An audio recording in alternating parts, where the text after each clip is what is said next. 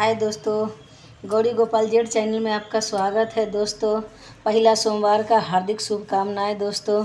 मैं एक भजन गाने जा रही हूँ दोस्तों। लाइक शेयर सब्सक्राइब कीजिए दोस्तों।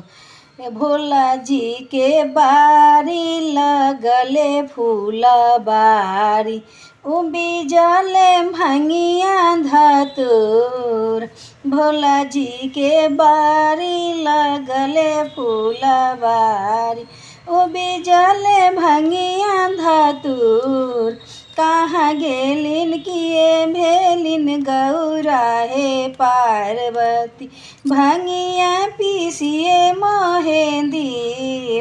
कहाँ गेलिन किए भेलिन गौरा हे पार्वती, भंगिया पीसिए मोहेंदी।